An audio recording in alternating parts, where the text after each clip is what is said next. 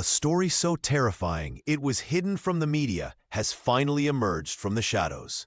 The truth, long suppressed by those in power, now demands to be told. We're the first to break the silence on this chilling case that authorities desperately tried to keep from public knowledge. Before we begin, make sure to subscribe to the channel and comment where you're watching from.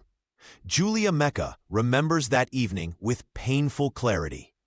The clock had struck 7, and Liam still hadn't returned from school. At first, she felt only mild concern. Perhaps her daughter had stopped at a friend's house. But when calls to Liam's cellular device went straight to voicemail, that concern crystallized into something sharper. "I called everyone," Julia recalls, her fingers absently tracing the edge of her daughter's photograph. Every single one of her classmates. Nobody had seen her after the final bell. By 9 o'clock, panic had fully set in. Julia and Marco combed the streets of Oulu, calling Liam's name into the gathering darkness. The northern Finnish town, usually so peaceful, suddenly seemed vast and threatening, swallowing their daughter's presence without a trace. The wall in the Mecca household has become a timeline of absence. Dozens of missing person flyers, each bearing Liam's smiling face, are taped in neat rows. Most have yellowed with age, their edges curling inward like withering leaves. But one always remains pristine. The flyer Julia replaces every week, a ritual of hope that refuses to die. "People think I'm crazy," she says, smoothing a fresh poster with trembling hands.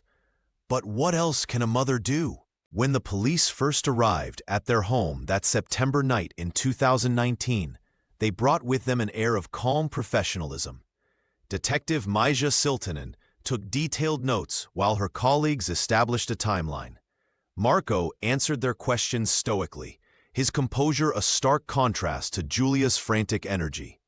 "They kept asking if Liam had run away before," Julia remembers, "as if my 12-year-old daughter would just disappear on purpose." The investigation quickly expanded to Liam's school.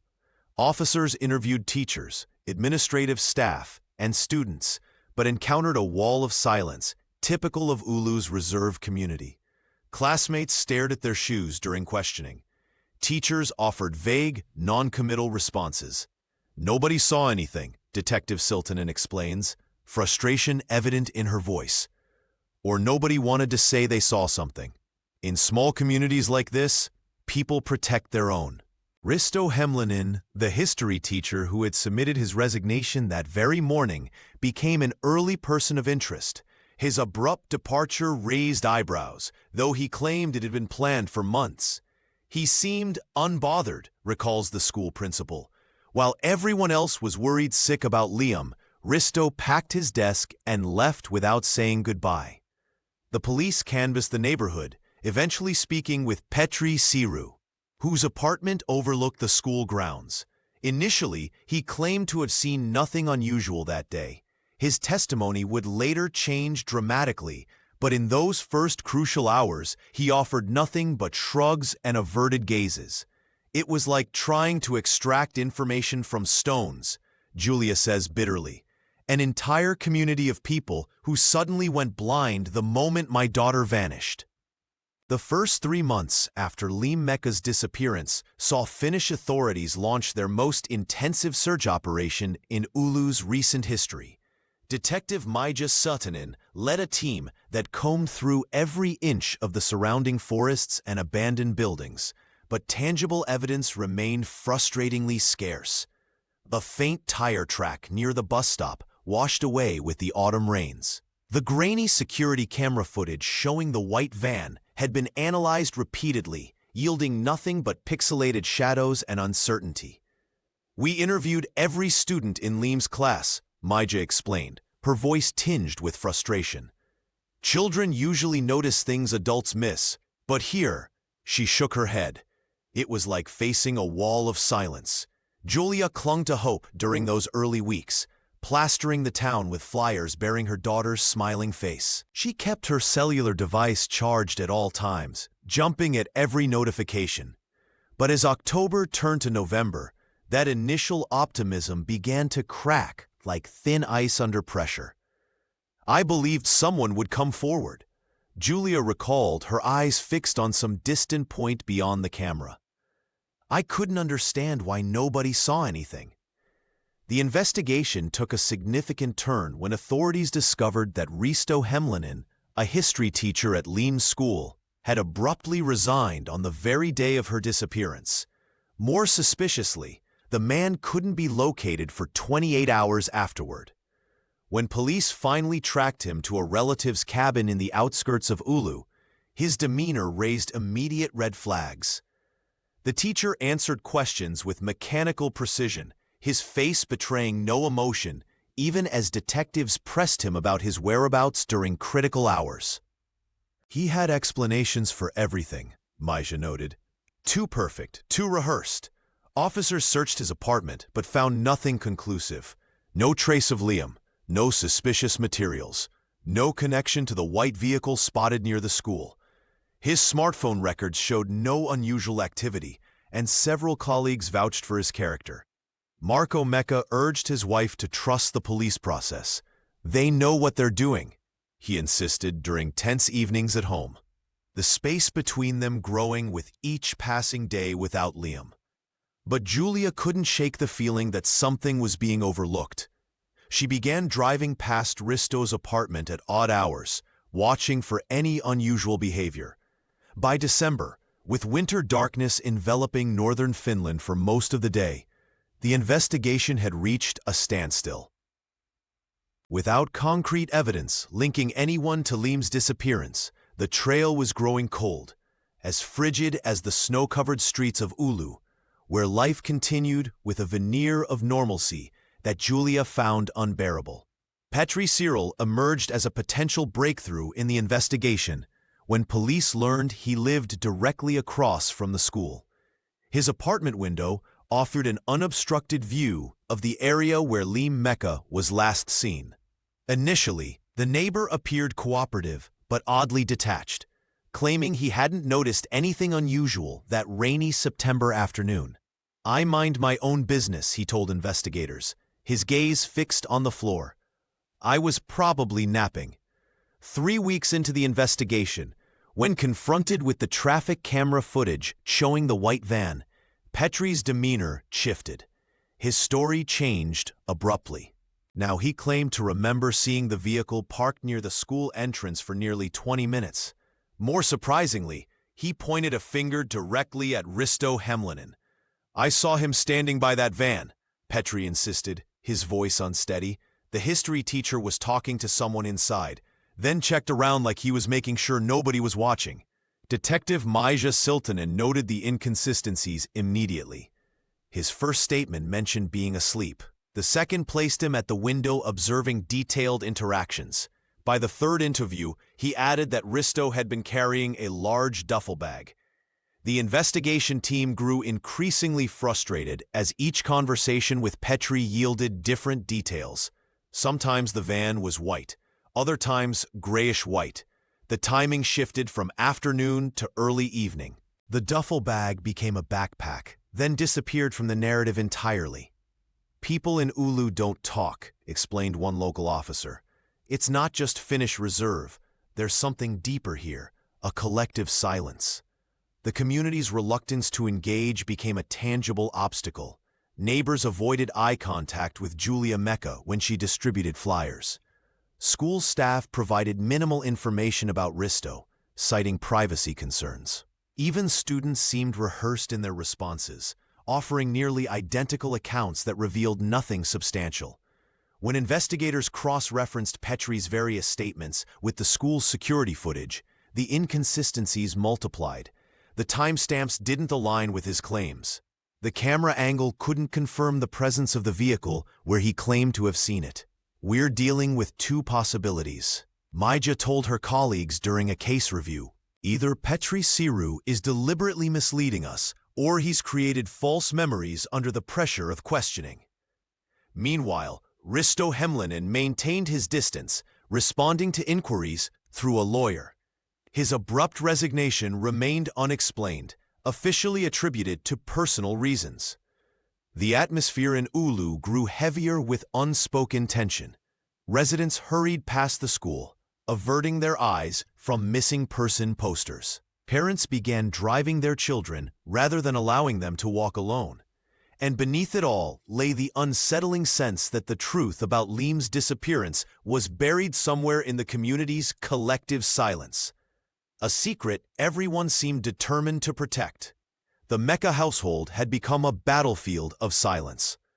Julia Mecca paced the kitchen floor for the 20th time that evening, her fingers trembling as she dialed Liam's number yet again.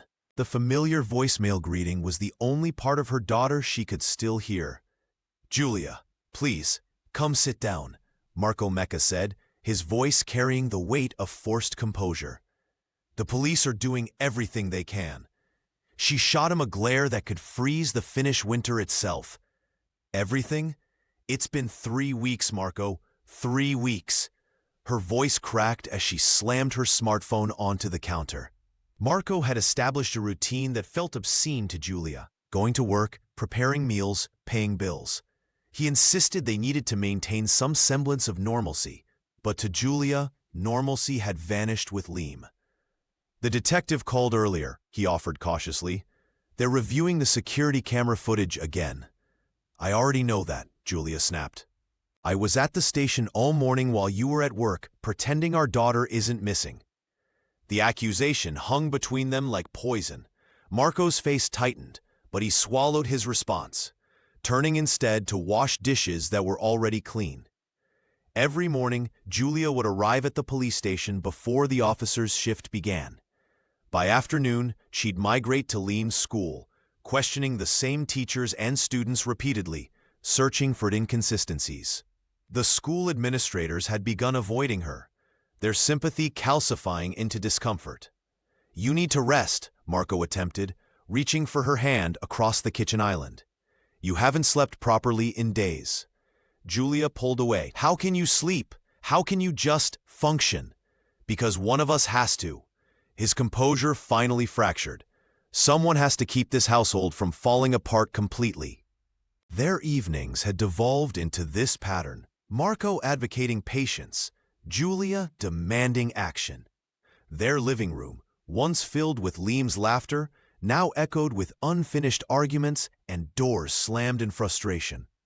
At night, Julia would sit in Liam's bedroom, scrolling through her daughter's social media accounts, searching for clues the police might have missed.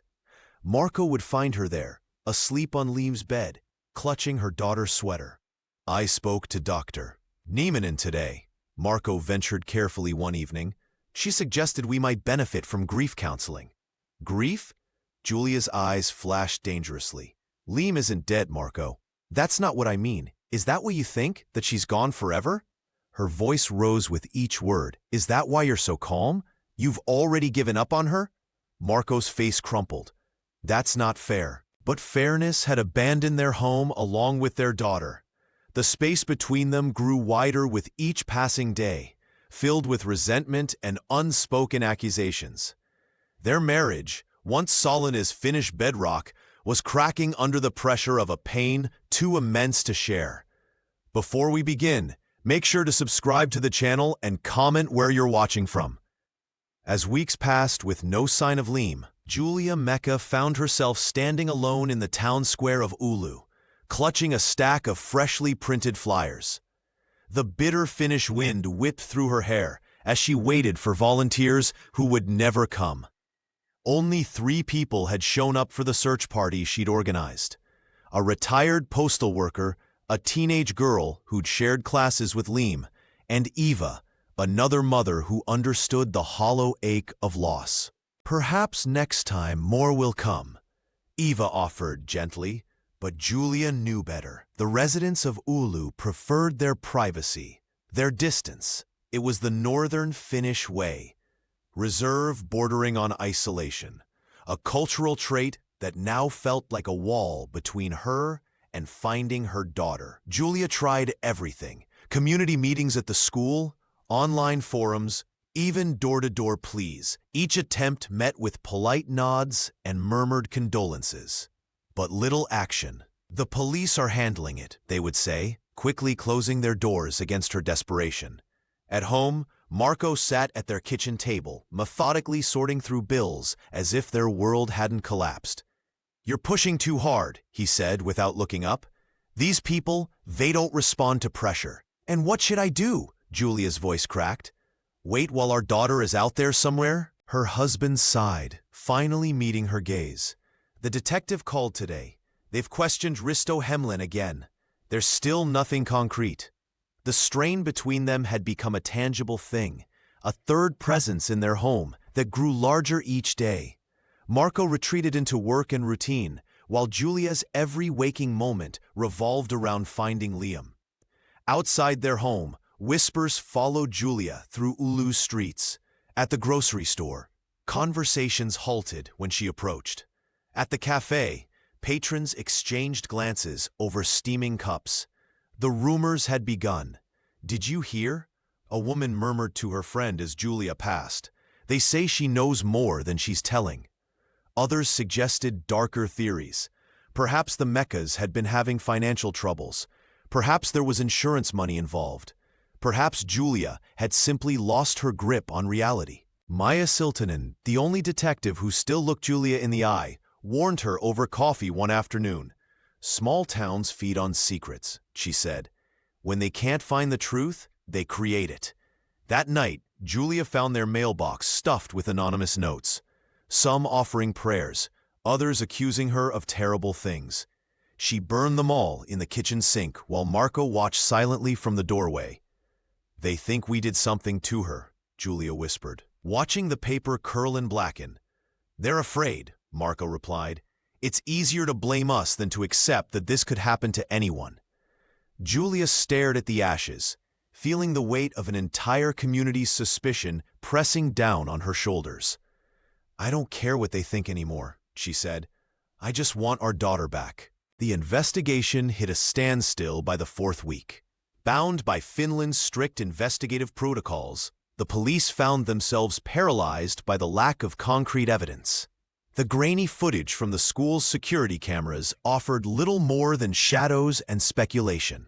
Cellular data from the towers near Oulu showed hundreds of devices passing through on that rainy September afternoon, none definitively linked to Liam Mecca's disappearance. "We need something tangible," the lead detective told Julia during one of her daily visits to the station.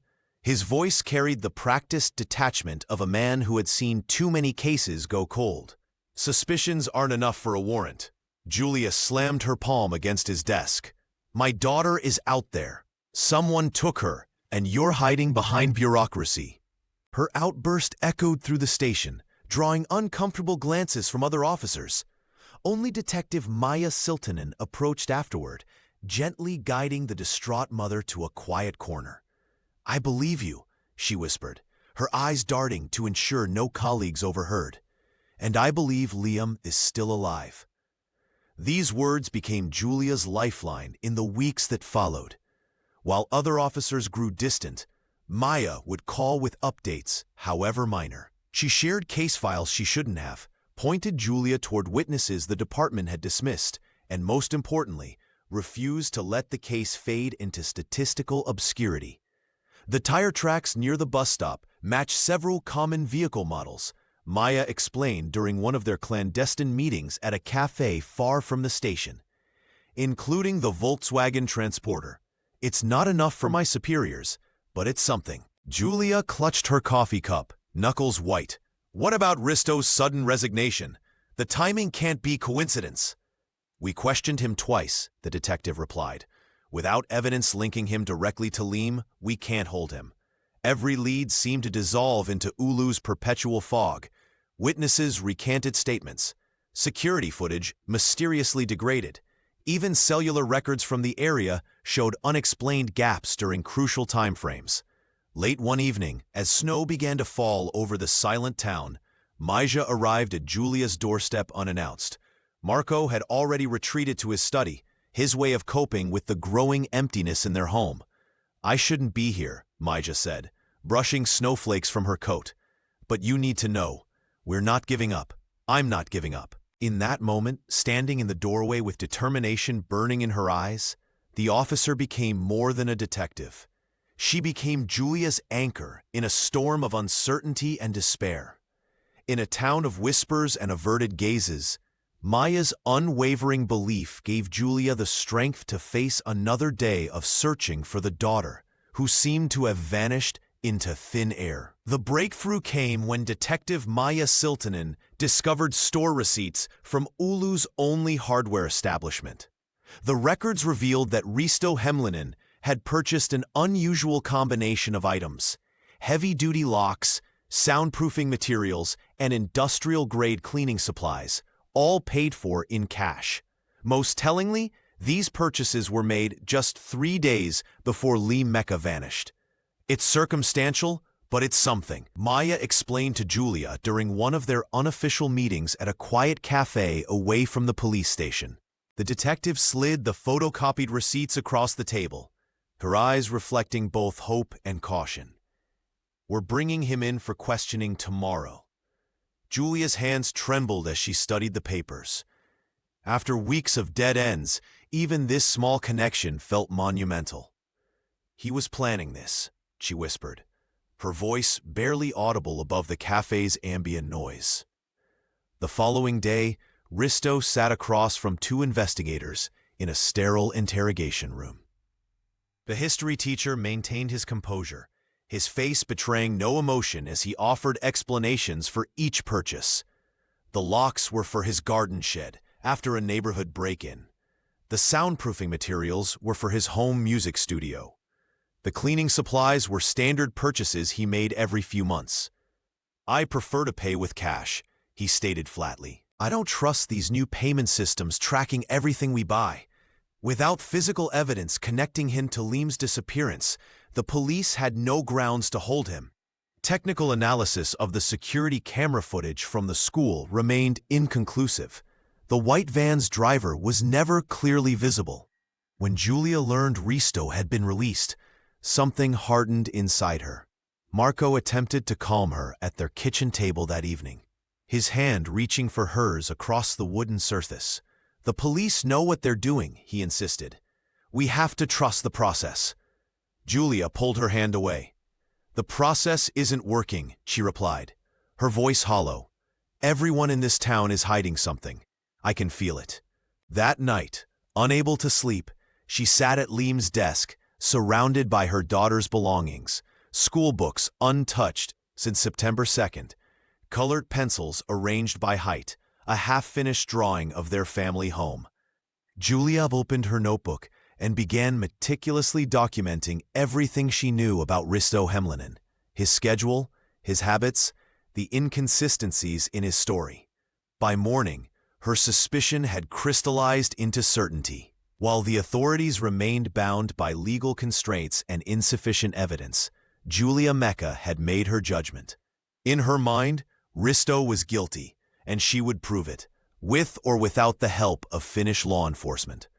The news spread through Oulu like wildfire. Petri Siru, the neighbor who lived across from the school and whose testimony had been so crucial yet inconsistent, had vanished overnight. His modest home stood empty, curtains drawn, mailbox overflowing with unclaimed letters. The timing couldn't have been more suspicious, just 3 days after his last police interview. He didn't tell anyone he was leaving, Maja Siltanen explained to Julia Mecca during one of their discreet meetings at a quiet cafe on the outskirts of town. "We tracked his vehicle heading north toward Lapland, but lost the trail near a remote village called Kittila." Julia wrapped her hands around her coffee mug, seeking warmth as much as comfort. "He knows something. Why else would he run?" The detective nodded slightly, careful not to explicitly agree. "We're trying to locate him for further questioning, but these northern villages, people keep to themselves." Throughout Oulu, theories multiplied with each passing day. Some residents whispered that Petri had been threatened into silence. Others suggested he might have been involved in Liam's disappearance alongside Risto Hemlinen. The most disturbing theory, one that gained traction among the police force, was that the 2 men were part of something larger. "I've always felt there was more to this," Julia confided to Maja, her voice barely audible over the cafe's ambient noise. The way everyone clammed up at the school, how the community turned away when I needed help. It's like they're protecting someone or something. The police attempted to trace Petri's cellular device, but it remained powered off. His bank accounts showed a substantial cash withdrawal the day before his departure, enough to sustain someone for months if they lived modestly. Property records revealed he had sold his house to a distant cousin in a hasty, below-market transaction. Julia began connecting invisible threads on her own. She created a wall in her home office, linking photographs, dates, and locations with red string. Marco found her there one night, staring at the web of connections. "You need to rest," he said, placing a gentle hand on her shoulder. She shrugged it off. "What I need is answers." Their eyes met briefly before Marco turned away, the gulf between them widening with each passing day. As Petri's trail grew colder, Julia's determination hardened. She began driving to neighboring towns, showing Liam's photograph to strangers, asking about white vans and quiet men who might have passed through. She recorded license plates of vehicles that resembled the one from the security footage. The sense of conspiracy thickened around her like the Finnish fog, impenetrable and disorienting. Yet within that same fog, Julia found a strange clarity of purpose. If an entire community could keep secrets, then she would become the one person determined to expose them, whatever the cost. The letter arrived on a Tuesday, a plain white envelope with no return address. Julia Mecca tore it open, expecting another bill or perhaps a belated condolence card. Instead, she found a bank statement that made her blood run cold. The mortgage on their modest home, the one she and Marco had been paying for 8 years, had been completely paid off. The transaction showed a cash withdrawal from a branch in Roveni, a region several hours north of Oulu. "This has to be a mistake," she whispered, her hands trembling as she called Marco at work. When her husband arrived home, his face drained of color as he examined the document. "I didn't do this," he insisted, running his fingers through his hair. "Who would pay off our mortgage? And why?" The following morning, Julia took the statement to the police station, hoping Maya Siltanen would be on duty. The detective's usually warm eyes hardened as she reviewed the document. "This complicates things," Maya admitted. "We'll need to investigate the source of these funds immediately." Word spread through Oulu with frightening speed. The town that had once whispered behind closed doors now spoke openly in the grocery store, at the post office, on street corners. Julia felt the stares as she walked to her car, heard conversations halt when she entered the local cafe. "They're saying we arranged it all," Marco told her that evening, his voice hollow. That we did something to Liam for the money." Julia slammed her fist against the kitchen counter. "How dare they? Our daughter is missing, and they think we'd—" She couldn't finish the sentence, the very thought making her physically ill. The police requested their financial records going back 5 years. Investigators who had once treated Julia with sympathy now asked pointed questions about debts, arguments, and insurance policies. The shift was subtle but unmistakable. The Mecca family had moved from victims to persons of interest. Meanwhile, Petri Siru, the neighbor whose contradictory statements about the white van had initially fueled suspicion toward Risto Hemlinen, had vanished. His small house across from the school stood empty, mail piling up in the box. "He's gone to a village near the Russian border," reported an officer to Maja. No forwarding address, no explanation to his employer. Just disappeared. Julia's paranoia deepened. Why would Petri leave so suddenly? Was there a connection to the mysterious payment? To Liam? To Risto? The questions multiplied, while answers remained elusive. That night, as snow began to fall outside their window, Julia turned to Marco in the darkness of their bedroom. "Do you think someone is trying to frame us?" she whispered. Marco didn't answer immediately. When he did, his voice was barely audible. "I think someone wants us to stop looking." The story broke On a Tuesday, a local journalist from Helsinki had somehow caught wind of the mysterious mortgage payment and published a front-page article titled, "Missing Girl, Parents' Debt Mysteriously Cleared." Within hours, the quiet tragedy that had been Oulu's secret for months erupted into a national spectacle. Julia Mecca stared at her kitchen table, now covered with newspaper clippings. Each headline seemed more accusatory than the last. Parents of missing child received mysterious payment. Was Liam's disappearance an inside job? The words blurred before her eyes as she tried to make sense of how quickly their grief had become public entertainment. "They're saying we did it," she whispered to Marco, who stood by the window, watching reporters gather outside their home. "They're actually suggesting we had something to do with our own daughter's disappearance." The police returned with new questions, their earlier sympathy now tinged with suspicion. Detective Maija Siltanen was the only officer who still looked Julia in the eye. "We need to understand the money," she explained gently. 45,000 euros appearing in your account, withdrawn in Roveni. It creates questions we must address. Marco's response was to retreat further into himself.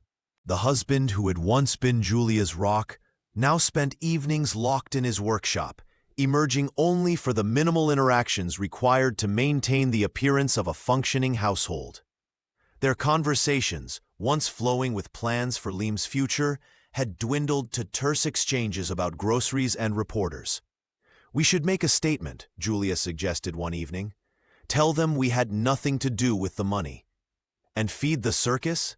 Marco's voice was hollow. "They'll twist whatever we say." The neighbors who had once brought casseroles now crossed the street to avoid them. At the grocery store, conversations stopped when Julia entered. She overheard whispers. Who sells their child? Maybe they needed the money. Always seemed too perfect. The cruelest blow came when Julia found a brick through their living room window with a note attached. "Child killers." She swept up the glass alone while Marco slept upstairs, medicated into oblivion by pills his doctor had prescribed for situational anxiety.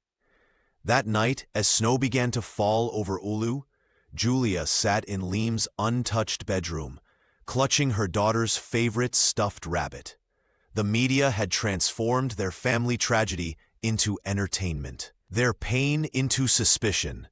The mortgage payment that had initially seemed like a bizarre anomaly had become the thread that unraveled what remained of their lives. "I will find you," she whispered to the empty room, making a promise to Liam and herself. "No matter what they say about me, I will never stop looking." Outside, camera flashes illuminated the falling snow as journalists waited for the next chapter in a story they had only begun to exploit. After 18 months of fruitless searching, a breakthrough finally came from the most unexpected source. A forestry worker discovered a forgotten traffic surveillance camera mounted on an isolated road connecting Oulu to the distant region of Roveni. The footage, though grainy and weather-damaged, clearly showed a white van matching the description of the vehicle seen near Liam's bus stop, traveling northward on the very day she vanished. "This is the first concrete lead we've had in over a year," Maija Siltanen told Julia Mecca during one of their increasingly frequent meetings. The detective slid the enhanced images across the table, her eyes reflecting a cautious hope that had been absent for months. The police immediately dispatched a team to Roveni, a sparsely populated area known for its dense forests and isolated communities. There, they encountered Karina Virtanen, the owner of the only general store within 30 kilometers. When shown Risto Hemlinen's photograph, the shopkeeper's face registered immediate recognition. "Yes, that man. He came here several times," Karina confirmed, flipping through her handwritten sales ledger. "Always paid in cash. Always bought the same things: children's juice boxes, chocolate, vitamins, and drawing supplies."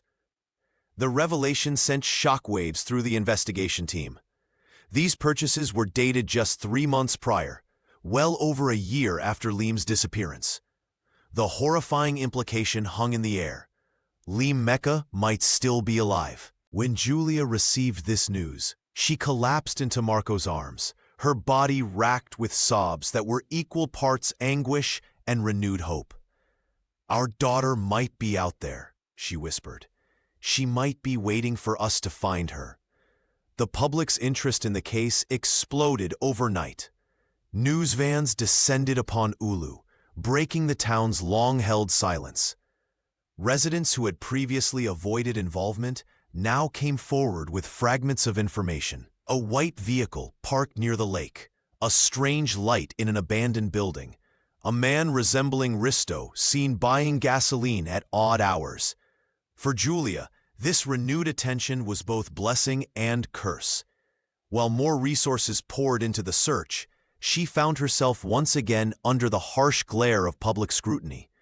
Some questioned why it had taken so long to find this evidence. Others wondered aloud if the Mecca family had somehow orchestrated this development to deflect suspicion from themselves. Marco struggled with the resurgence of media attention. "They're turning our tragedy into entertainment," he said bitterly, closing the curtains against the cameras stationed outside their home. But Julia barely heard him. Her mind was fixed on a single thought that consumed her every waking moment. Somewhere in the vast wilderness surrounding Roveni, her daughter might be waiting, counting the days until someone found her. The possibility that Liam was alive changed everything. The message came through a social media platform on a particularly dark winter afternoon. "I know what you're going through," it read. Julia Mecca stared at her smartphone screen, initially dismissing it as another cruel taunt from the public who had turned against her. But something in the simplicity of the words made her pause. Eva Korhonen had lost her 8-year-old daughter Minna to a drowning accident 5 years earlier. Unlike the disappearance of Liam, Eva's tragedy had a conclusion, devastating but final. They met at a small cafe on the outskirts of Oulu, away from prying eyes and whispers. "People expect you to move on after a certain time," Eva explained, her hands wrapped around a steaming mug. "But how do you move on when there's no ending?" Julia nodded, feeling understood for the first time in months. The two women formed an unlikely alliance, Eva with her quiet acceptance, Julia with her desperate hope. They began meeting weekly, sometimes just sitting in silence, other times sharing memories of their daughters. "The not knowing is its own kind of torture," Julia confessed during one of their meetings. "Sometimes I think I see her on the street, or I hear her voice calling me from another room." Eva reached across the table and squeezed her hand. "That's not madness. That's love." With Eva's gentle support, Julia's resolve hardened like Finnish ice in January. She began keeping meticulous notes on every detail of Liam's case, organizing them chronologically in a binder that grew thicker by the day. When Detective Maya Siltanen called to inform her that the investigation team needed to conduct another interview, Julia didn't crumble as she might have before. Instead, she prepared herself, reviewing her notes and steeling her emotions. The interview room at the police station felt colder than usual. 3 officers sat across from her, their questions pointed and accusatory. The anonymous bank statement had cast a shadow over the Mecca family that seemed impossible to escape. "Why would someone pay off your mortgage?" one officer demanded. "Who would benefit from such generosity?" Julia maintained her composure, her voice steady. "I don't know, but I do know I would never harm my daughter." Later that evening, as she walked home through the snowy streets of Oulu, Julia noticed the sidelong glances from neighbors who once brought casseroles and offered help with search parties.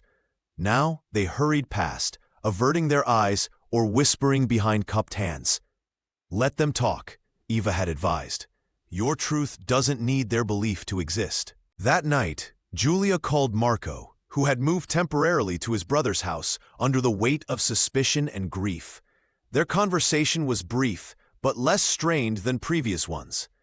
"Eva says we need to hold on to hope," Julia told him. "Not just for Liam, but for ourselves." For the first time in months, Julia slept without nightmares. Her newfound strength, a thin but unbreakable thread, connecting her to the possibility that somewhere, somehow, Liam might still be waiting to be found. The call came just after midnight. Julia Mecca was staring at Liam's diary, a birthday gift she'd never had the chance to give her daughter, when her cellular device vibrated against the kitchen table. The number was blocked. "We have information about your daughter," said a voice, distorted and crackling with static. Julia's hand trembled as she pressed the phone harder against her ear. "The abandoned Corvinan factory, on the outskirts of Ulu. She's been there. Maybe still is." Before Julia could respond, she heard it, faint but unmistakable.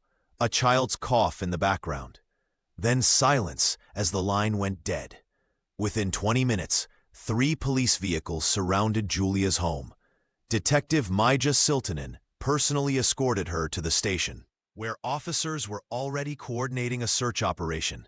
The detective's usually composed demeanor had given way to a tense urgency.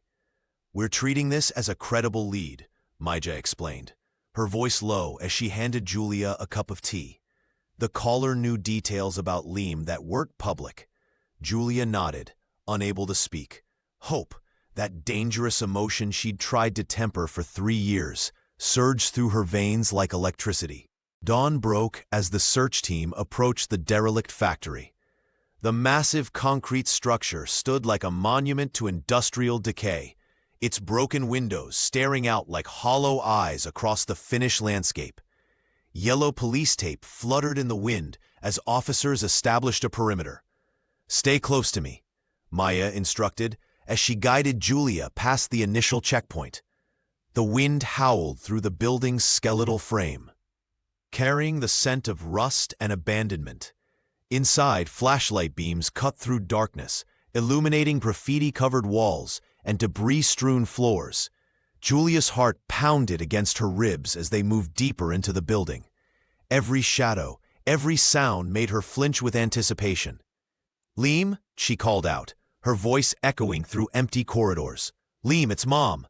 The search team methodically cleared each room, documenting everything with cameras. In what appeared to be an old administrative office, an officer discovered fresh footprints in the dust. Julia rushed forward, but Maija gently held her back.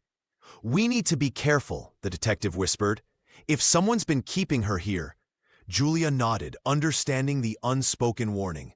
For 3 years, she had imagined countless scenarios of finding her daughter.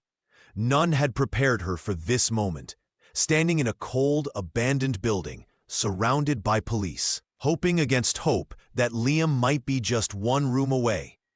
As they ventured deeper into the factory's maze-like interior, the howling wind seemed to carry whispers of the past 3 years.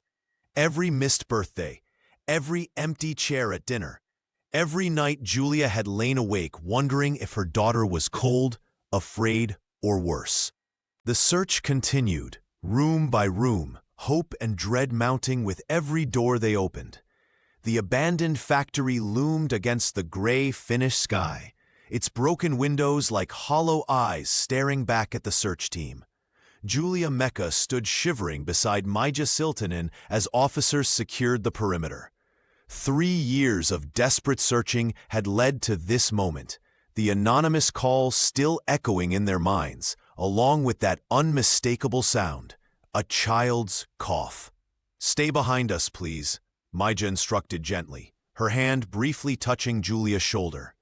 The detective's eyes reflected both professional caution and personal concern. Inside, the smell hit them first. Damp wood, rust, and something else.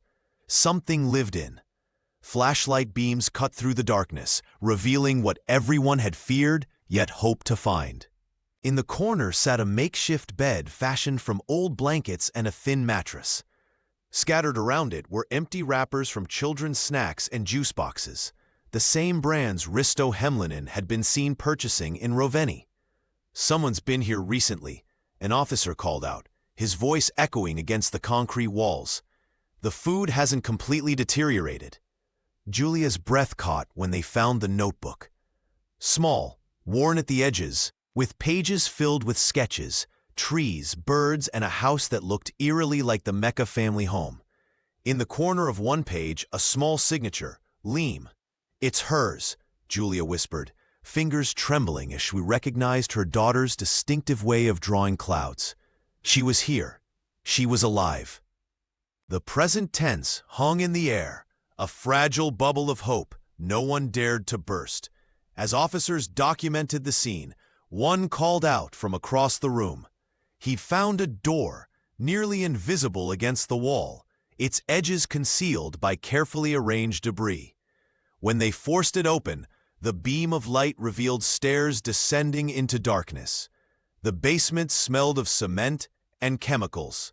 Along the walls were stacked construction materials, lumber, insulation, and specialized adhesives. Maja immediately recognized them from the case files. These matched the purchases Risto Hemlinen made. She confirmed, her voice tight with controlled emotion. The timing, the materials, everything aligns. Julia stood frozen at the top of the stairs, unable to descend further. The evidence was overwhelming. Leem had been kept here, perhaps for months or even years. The realization that her daughter had been so close, trapped in this cold, dark place while life in Oulu continued, threatened to break her completely. "She was here," Julia repeated, tears streaming down her face. "And not long ago." Outside, the wind picked up, whistling through the factory's broken windows. The search expanded to the surrounding area as Julia clutched her daughter's notebook to her chest. For the first time in 3 years, they had tangible proof that Leem had survived her abduction. But the empty bed and abandoned space posed a haunting question. Where was she now? The search expanded beyond the abandoned factory as daylight faded over Oulu. Police officers combed the surrounding forest with flashlights cutting through the Finnish mist. 3 years of uncertainty hung in the air, weighing on every officer present. Julia Mecca stood at the perimeter, her eyes scanning the darkness, refusing to leave despite the biting cold. "We found something," crackled through the radio at precisely 8:17 in the evening. In a dilapidated shed approximately 200 meters from the factory, partially concealed by fallen branches and debris, investigators discovered what they'd been seeking for 3 years, a white Volkswagen transporter. The vehicle's exterior had weathered considerably, with rust claiming the once pristine white paint, nature slowly reclaiming it. Detective Maja Siltanen approached Julia, gently placing a hand on her shoulder. "We need to prepare you for what we might find," she said softly. The mother nodded, her face a mask of determination, despite the terror in her eyes. Forensic technicians carefully documented everything before opening the van's rear doors. The metallic creak echoed through the silent forest as they revealed the interior. There, neatly arranged as if waiting to be found, lay Leem's possessions. Her school bag, still bearing the cartoon character keychain her father Marco had given her for her 11th birthday. Several sets of clothing, folded with disturbing precision. Most chilling were the school books, not just her original ones, but newer editions dated within the past year, suggesting Risto Hemlinen had maintained some twisted semblance of education during her captivity. "She was alive," Julia whispered, her voice breaking as she recognized a small drawing tucked into one of the books, unmistakably her daughter's artistic style, but showing development beyond what a 12-year-old would create. "She's been growing up all this time."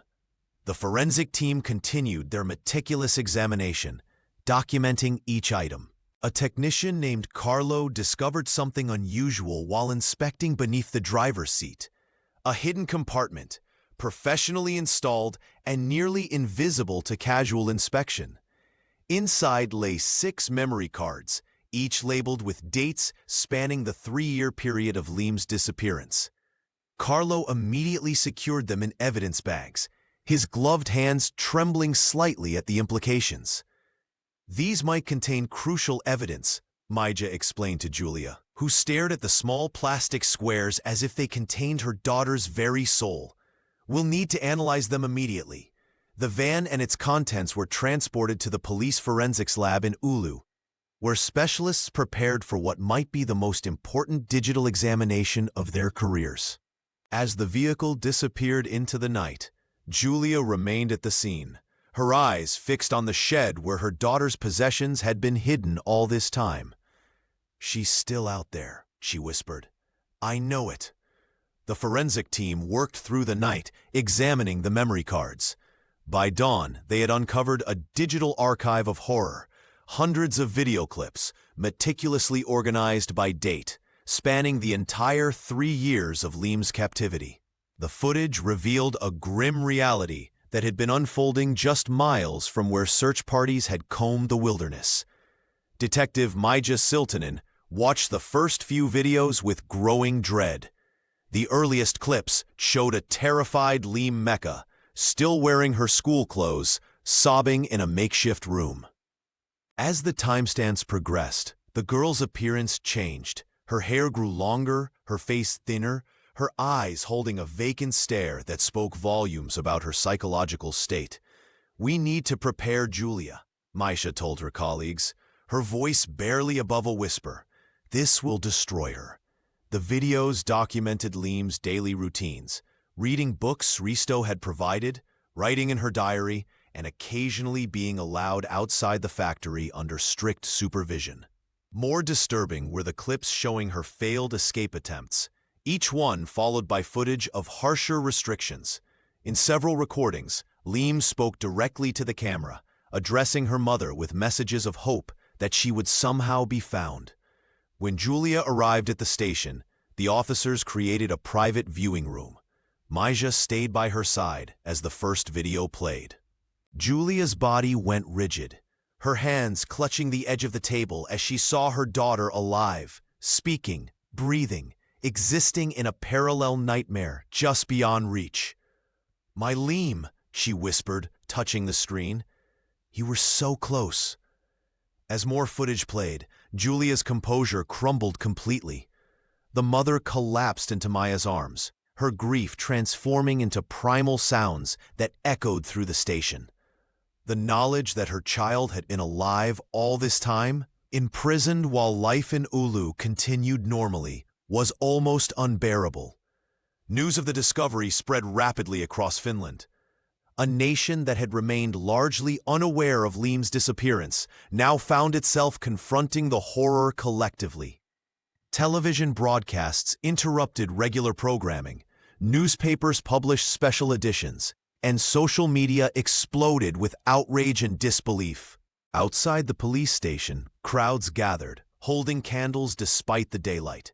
The community that had once maintained its distance now pressed close, united in shock and shame at what had happened in their midst. Marco arrived hours later, his face ashen. When he saw Julia, something broke between them, not in anger, but in shared agony. They embraced for the first time in months. Bound by the terrible truth that their daughter had been recording messages for them while they slowly drifted apart. "She was waiting for us," Julia said through tears. All this time. The forensic team worked through the night, analyzing the memory cards. What they discovered sent shockwaves through the entire investigation. Hundreds of video clips spanning 3 years chronicled Liam Mecca's life in captivity, a digital diary of her imprisonment that left even the most hardened detectives shaken. The footage revealed Liam's daily routines, reading books Risto had provided, writing in her journal, and making small marks on the wall to track passing days. More disturbing were the videos showing her numerous escape attempts, testing windows, trying to pick locks, and once nearly reaching the factory's outer door before being discovered. Each attempt was followed by longer periods of isolation. Most heartbreaking were the messages Liam had recorded for her mother. "Mom, I know you're looking for me," she whispered in one clip dated just 6 months ago. "I can feel it. Don't give up." Her face, thinner than in her school photos, but with the same determined eyes, stared directly into the camera, as if she could somehow reach through the lens to touch Julia. When detectives finally showed Julia the videos, the weight of knowing crushed her. For 3 years, she had imagined the worst while clinging to hope.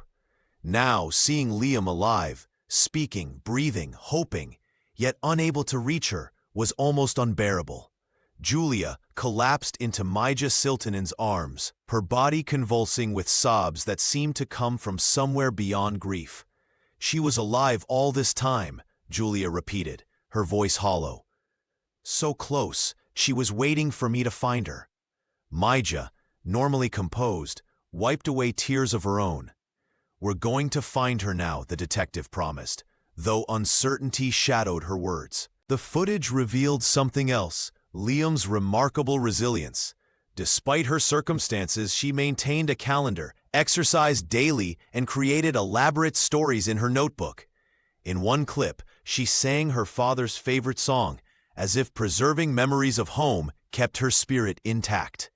News of the discovery spread rapidly through Oulu, shattering the town's carefully maintained silence. Neighbors who had avoided Julia now brought food and offered support.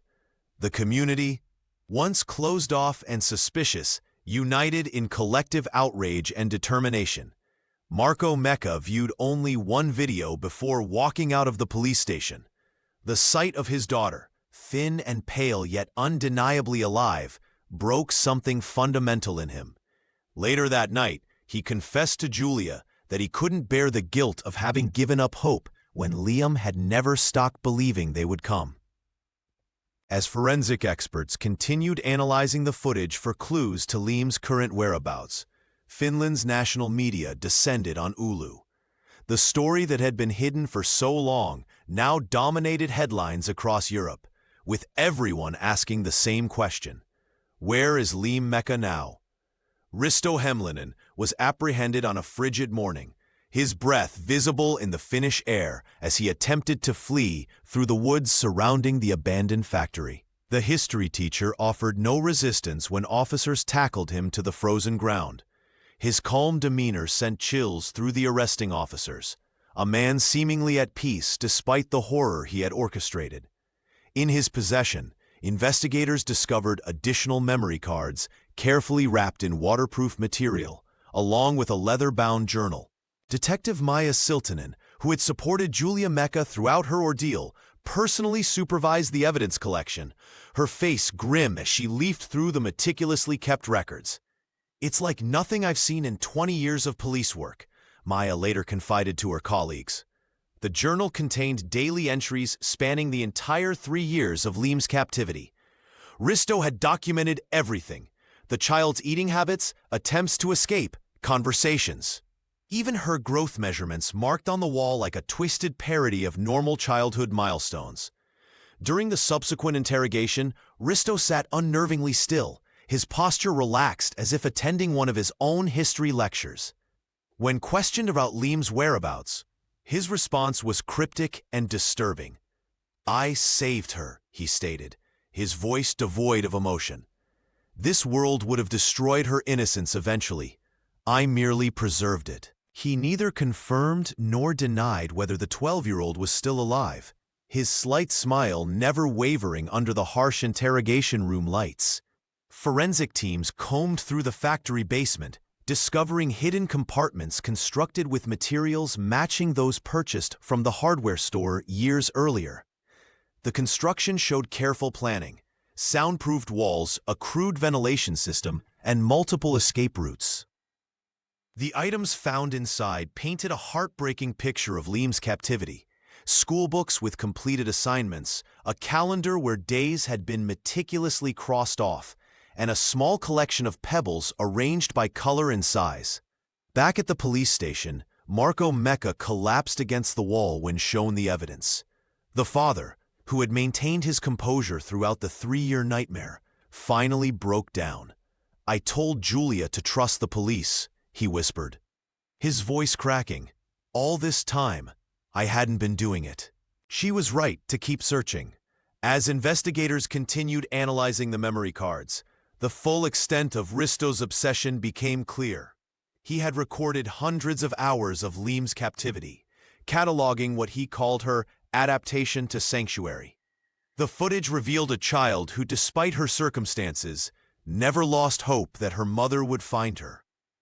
The most chilling aspect of the case remained the same unanswered question that had haunted Ulu from the beginning. Where was Liam now? While the evidence against Risto Hemlinen mounted, becoming irrefutable with each passing day, Liam Mecca herself remained a ghost. The abandoned factory had yielded its secrets, the makeshift prison, the surveillance equipment, the food wrappers, but not the child herself. Detective Maija Siltanen led the final desperate search of the basement area, her flashlight catching something tucked between the wall panels, a small, worn notebook with a faded blue cover. "It's hers," Julia whispered when they showed it to her, fingers trembling as she touched the pages. "This is Liam's handwriting." The diary chronicled 3 years of captivity in heartbreaking detail. Liam had documented her fears, her dreams, and most painfully, her unwavering belief that her mother would never stop searching. Each entry began with "Dear Mom" and ended with "I'm still waiting." The pages grew more mature as time passed, the handwriting evolving from a child's scrawl to the more measured script of a teenager forced to grow up in isolation. Marco Mecca, who had maintained his distance throughout the investigation, broke down completely when Julia read him passages from their daughter's journal. Their shared grief momentarily bridged the chasm that had formed between them, though the reconciliation proved as fragile as their hope. "She heard me," Julia told the documentary crew, clutching the diary to her chest. "She writes here about hearing my voice calling for her during the searches. We were so close." Her voice cracked as she read aloud the final entry, dated just 2 weeks before the factory was discovered. "Mom, I don't know if you still look for me, but I hear your voice every day. Sometimes I think it's just in my head, but other times I know you're near. I'm trying to be brave like you taught me." The forensic team extracted DNA from the diary that matched Liam's, confirming its authenticity. They also found partial fingerprints belonging to Risto, linking him directly to her captivity. Yet despite extensive searches of the surrounding forests, dragging of nearby lakes, and ground-penetrating radar surveys, no trace of Liam herself was found. The city of Ulu, once silent and secretive about the case, now held vigils for the missing girl. Residents who had previously turned away from Julia's pleas for help now left flowers at the Mecca home, their collective guilt manifesting in belated gestures of support. Eva, who had lost her own daughter years before, stayed by Julia's side through the endless waiting. "The not knowing is the hardest part," she told Julia, as they stood at the edge of the forest where searchers continued to comb through underbrush. "But Liam's words are a gift. She lived, Julia. She thought of you every day. She knew you never gave up."